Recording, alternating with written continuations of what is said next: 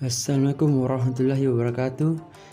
Mohon maaf, saya baru bisa upload dalam seminggu ini karena saya seminggu ini kurang enak badan.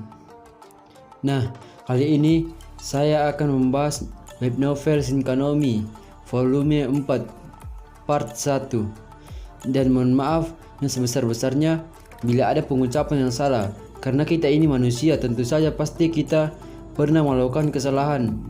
Nah, sebelum kita masuk ke pembahasannya, alangkah baiknya jika kalian like dan subscribe channel ini biar saya semangat buat konten. Tanpa banyak basa-basi lagi, kita langsung saja ke pembahasannya. Saat ini, Seiichi berada di ruang audiensi dan semua orang menundukkan kepala kepada Seiichi. Singkat cerita, Seiichi ingin belajar sihir dan disetujui oleh Ransei, dan setelah itu Ransei mengajak Seiichi untuk pergi ke permandian. Di lain sisi, Zakir Guilford sedang berjalan di kastil Tezar dengan ekspresi galak di wajahnya. Pemimpin unit pertama kerajaan Kaiser Aureus Vencer, itu nama pria itu, yang bertarung dengan Zakir setiap kali sesuatu terjadi. Yang dilakukan Aureus adalah bertengkar sebanyak mungkin dengan Zakir sebelum dia pergi. Satu-satunya orang yang tersisa, Zakir, bersandar di dinding bergumam pelan dan berpikir apakah pedangnya digunakan untuk melindungi. Zakir adalah seorang yang tidak bisa berbuat apa-apa selain memegang pedang. Melalui itu, ia mampu menyelamatkan banyak orang. Tetapi dia menyadari bahwa untuk menyelamatkan satu, dia hanya akan dapat melakukannya dengan membunuh yang lain. Dan berpindah lagi ke Takamiya Sota. Semua orang dari kelasnya menghabiskan hari-hari mereka di Akademi Sihir Barbador, berlatih untuk menaklukkan Raja Iblis. Sebagai hasilnya, mereka dikirim ke Akademi Sihir ini, mempelajari segala macam sihir dan menerima pelatihan pedang. Sejak hari tertentu, hubungan dengan siswa yang terdaftar sebelumnya semakin memburuk. Alasannya adalah arogansi para pahlawan. Itu kesalahan orang-orang yang berada di kelas yang sama dengan Seiichi, Aoyama dan yang lainnya. Saat Takamiya Sota, Kenja dan Kanazuki Senpai melakukan pembicaraan tentang Aoyama dan yang lainnya, tiba-tiba sebuah suara menyela mereka. Itu adalah Kisaragi Masaya. Kanazuki Senpai berhubungan jengkel bahwa tiga orang ini adalah penyebab utama yang Kanazuki Senpai bicarakan. Seorang siswa tahun ketiga seperti Kanazuki Senpai dan pemimpin grup idol yang berkembang tidak hanya di Jepang tetapi secara global. Di depan mereka bertiga, Kanazuki Senpai menatap mereka dengan mata dingin. Pada akhir-akhir ini, para pahlawan mulai mengembangkan kecenderungan untuk memandang rendah orang-orang di sekitar mereka, dan dengan memperoleh kekuatan yang tidak terpikirkan di bumi juga. Pola pikir diskriminasi yang parah telah mulai tumbuh. Setelah itu, Kanazuki Senpai menyuruh Sota dan Kenji untuk pergi. Jadi, ketika mereka melewati Kisaragi dan teman-temannya, Kisaragi berkata cukup keras sehingga Kanazuki Senpai, Kenji dan Sota bisa mendengarnya. Bukankah wajar kalau yang lemah patuh pada yang kuat? Bahkan di masyarakat bumi, orang-orang ditendang, digunakan, atau dihancurkan. Karena itulah, yang kuat hanya menggunakan hak istimewa itu. Kanazuki Senpai mengabaikan suara itu dan berjalan kembali ke gedung akademi. Setelah menyelamatkan Ransei dan pelatihan skill dan sihir akan diawasi oleh Louis dan yang lainnya. 1 bulan telah berlalu. Selama satu bulan itu, Seiichi menghabiskan waktunya untuk berbelanja dengan Saria dan Al, dan melakukan permintaan pencarian dan permintaan penaklukan muda seperti penaklukan slime. Rurune yang tidak kembali ke bentuk lidahnya sejak saat itu sering mencoba berbagai makanan dari warung pinggir jalan. Meskipun tidak perlu khawatir tentang uang, nafsu makan Rurune luar biasa. Dia dapat dengan mudah makan 2 kali lipat dari Seiichi. Meskipun Seiichi melewati setiap hari dengan hati yang senang, karena urusan tertentu hari ini dia harus keluar. Itu adalah saat kompetisi seni Kiarasuti, karena Clay dan Mai sama-sama berpartisipasi dalam kompetisi. Seichi pergi untuk melihat mereka. Ketika Seichi memberitahu Saria, Al dan Rurune, mereka bertiga mengatakan mereka akan ikut. Jadi mereka sekarang menuju ke tempat lomba bersama. Mereka tiba di venue turnamen, tempat diadakan kompetisi seni Kiarasuti. Adalah alun-alun kota tempat Seichi bertemu Mai untuk pertama kalinya. Sementara Seichi dalam hati bergidik pada orang-orang di sekitar, tiba-tiba sebuah pengumuman seperti yang ada di Royal Capital Cup terdengar. Setelah mendengar suara pengumuman seperti itu, suara-suara kejutan dapat didengar dari sekitar. Tanpa bisa mengingat di mana Seichi mendengarnya, seperti Royal Capital Cup di langit. Proyektor sihir memproyeksikan seorang lelaki tua. Orang tua itu yang tersenyum lembut mungkin adalah orang yang bernama Leon. Meskipun dia sudah tua sekarang, bisa dibilang dia adalah pria yang tampan di masa lalu dari fitur wajahnya. Kemudian Leon berbicara dengan suara lembut. Aku menantikan karya terbaikmu dengan semua hasrat yang mengalir ke dalamnya. Dengan demikian, lomba seni Kiarasuti dimulai tanpa masalah. Saat Seichi, Al, dan Saria menonton proyeksi di langit, sekelompok karya seni yang berbeda ditampilkan. Di antara mereka ada beberapa gambar pemandangan yang sangat realistis sehingga bisa disalahartikan sebagai benda asli, serta beberapa yang sulit dipahami seperti milik Clay yang cukup beragam. Setelah itu diumumkan, yang muncul di panggung dengan cara berjalan yang bermartabat adalah Clay. Seichi terkejut mendengar fakta bahwa Clay adalah cucu dari pelukis utama.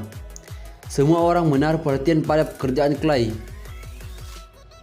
Kemudian yang muncul adalah sebuah karya yang 2 kali ukuran tinggi dan panjang Clay yang ditutupi dengan kain.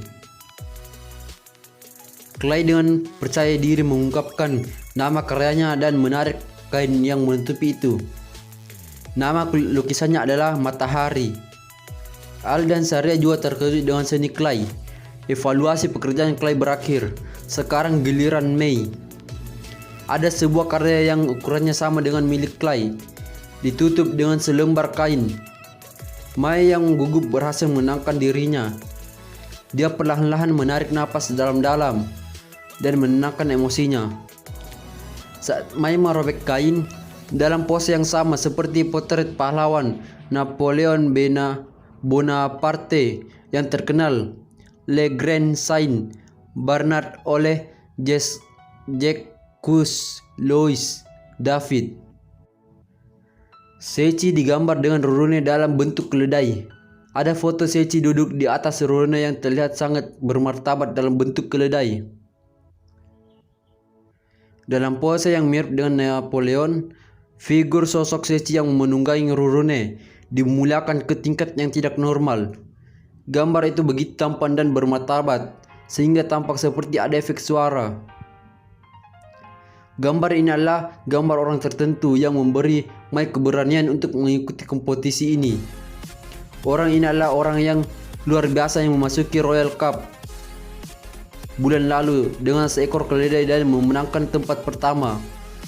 Saat itu ketika dia menang, itu adalah pemandangan yang tak terlupakan bagi Mai, bahkan hingga sekarang. Karya seni ini diberi nama pahlawan. Leon, sang juri, dengan tenang membuka mulutnya. Penempatan orang, pose, dan lingkungan sekitarnya, mempertimbangkan segalanya, benar-benar sempurna. Dengan ini saja, Leon dapat mengatakan bahwa Mai dipenuhi dengan bakat. Mai yang menerima penilaian tinggi dari Leon memiliki senyum lebar di wajahnya. Dengan demikian, karya seni telah berakhir. Pengumuman pemenang akan diumumkan dalam setengah jam. Orang-orang yang berkumpul di aula mulai berhamburan untuk istirahat. Seichi menuju ke tempat Mai dan Clay berada. Saria dan yang lainnya sudah kembali ke penginapan. jadi hanya ada Seichi sendiri. Mai berterima kasih kepada Seichi karena dia orang pertama yang membeli lukisannya dan yang memberi dia keberanian. Di tengah ruang gelap, seorang pria sedang berbicara. Kristal. Sebuah suara mengalir keluar dari kristal menanggapi pria dengan tawa menyeramkan. Suara yang berasal dari kristal itu terdengar seperti suara seorang lelaki tua. Singkat cerita, mereka merencanakan untuk menyingkirkan putri Raja Iblis. Sehari setelah lomba seni Kiara Suti untuk melakukan pelatihan pembiasaan diri, Seichi datang ke istana kerajaan. Saat ini dengan meminta Florio mengajari Seichi berlatih mengendalikan sihir. Isi pelatihan ini terdiri dari menggunakan sihir air dasar yang relatif aman, seperti menjaga bentuk bola air seukuran bola basket. Pada awalnya, karena Seichi tidak dapat mengendalikannya, dia membuat bola air dengan ukuran besar yang mampu membanjiri seluruh Tarveil. Tetapi sekarang jika dia fokus, Seichi bisa mempertahankannya pada ukuran bola basket. Seichi benar-benar panik. Itu sihir dasar yang bisa merusak seluruh ibu kota. Untungnya, karena Magic Hall diaktifkan secara instan, itu membatalkan mantra sihir. Tetapi Seichi mendengar dari Florio bahwa jika terus berlatih berulang kali seperti ini, pada akhirnya Seichi akan mempelajari skill menahan kembali. Jadi tanpa merasa tertekan dengan kurangnya kemajuan, Seichi melanjutkan pelatihan dasar ini. Sebuah bola api dimainkan di tangan Saria, seolah-olah itu adalah Beanbag. Di sisi lain, Alan memanipulasi seekor burung setinggi 5 meter yang terbuat dari es yang dibentuknya dengan sihir. Dan di dekatnya Al dan Saria, Seichi bisa melihat sosok Rurune menatap keduanya dengan penuh minat. Untuk latihan hari ini, Saria dan yang lainnya juga ikut. Tampaknya Saria dan Al belum bisa menggunakan sihir sampai sekarang. Tetapi setelah keterampilan yang sebelumnya Seichi peroleh, skill bimbingan diaktifkan. Mereka berdua dapat menggunakan sihir. Selama Seichi menggunakan skill ini, dia langsung mengeluarkan potensi tersembunyi seseorang. Itu sebabnya Saria hanya memiliki potensi dalam atribut api dan Al atribut es. Mereka tidak dapat menggunakan atribut lainnya sama sekali. Dari apa yang Seichi pelajari dari buku-buku di perpustakaan dan mendengar dari Florio dan yang lainnya, kekuatan sihir ditentukan oleh kekuatan magis dan status kekuatan serangan sihir. Jika jumlah minimum kekuatan magis yang dibutuhkan dilampaui, maka kekuatan sihir akan dikalikan dengan kekuatan magis yang digunakan. Itulah sebabnya ketika Seichi melepaskan sihir, dia menggunakan kekuatan magis yang berlebihan sehingga sihir yang dihasilkan memiliki skala dan kekuatan yang tidak masuk akal. Seichi melihat seseorang menuju mereka dari kastil. Orang itu adalah Louis. Ketika Louis memperhatikan Sarah dan yang lainnya, keterkejutan menyebar tanpa ekspresi saat dia bertanya. Ketika Seichi memberi tahu Floria tentang partisipasi mereka dalam pelatihan hari ini, Seichi sudah memperkenalkannya mereka kepadanya. Tetapi Seichi belum memperkenalkan mereka kepada Louis. Seichi berbalik untuk memperkenalkan Sarah dan yang lainnya, dan mereka semua memiliki ekspresi terkejut di wajah mereka. Mereka terkejut dengan kecantikan Louis. Mereka bertiga memperkenalkan dirinya. Florio dan Louis sama-sama kaget karena mereka memperkenalkan dirinya. Saria sebagai pengantin Seichi, Al pacar, dan Rurune pelayan. Ketika ekspresi lelah muncul di wajah Seichi, Louis tiba-tiba berekspresi seolah dia mengingat sesuatu. Ini masalah pembunuh yang menyerang Ranse. Di lehernya ada alat sihir yang disebut kerah perbudakan, dan itu tidak dapat dihapus dengan sembarangan. Dengan demikian, Louis ingin meminta bantuan Seichi. Alat terkutuk bukan sesuatu yang dapat digunakan untuk mengendalikan seseorang. Tetapi dalam kasus alat sihir kerah perbudakan, orang yang menaruhnya pemakai dapat memberikan perintah apapun yang mereka mau. Selain itu, tidak ada batasan berapa banyak perintah yang dapat diberikan. Juga pemakainya tidak dapat membahayakan orang yang menaruhnya. Selain itu, pemakainya tidak dapat melepaskannya. Dan orang lain yang dengan paksa mencoba melepasnya akan menyebabkan kerusakan yang sangat besar bagi pemakainya. Dan juga versi kecil dari kerah perbudakan yang disebut gelang perbudakan. Dan selain dari itu, tidak ada batas jumlah perintah yang dapat diberikan. Itu memiliki efek yang sama dengan kerah perbudakan. Pada saat ini, efek dari kerah perbudakan sedang ditutup dengan penghalang, dan Lorna menginterogasi orang itu. Tapi bahkan penghalang ada batasnya. Dalam sebulan terakhir, jika itu bisa membantu orang lain, Seiichi belajar untuk tidak ragu menggunakan kekuatannya yang sangat kuat. Itu karena dengan perlihatannya Florio dan Lois, Seiichi bisa mengelola kekuatannya sampai batas tertentu. Jika kekuatan besarnya bisa menyelamatkan gadis muda itu, maka Seiichi akan mengulurkan tangannya sekuat apapun yang dia bisa. Mengikuti Lois, dia menuntun Seiichi dan yang lainnya ke kamar yang Lorna gunakan untuk interogasi. Saya kira cukup sampai di sini dulu. Saya akan melanjutkan di part selanjutnya. Dan subscribe channel ini agar saya tambah semangat kontennya. Mohon maaf sebesar-besarnya bila ada kesalahan dalam pengucapan karena kita ini manusia. Tentu saja pasti kita pernah melakukan kesalahan. Dan sampai jumpa di part selanjutnya.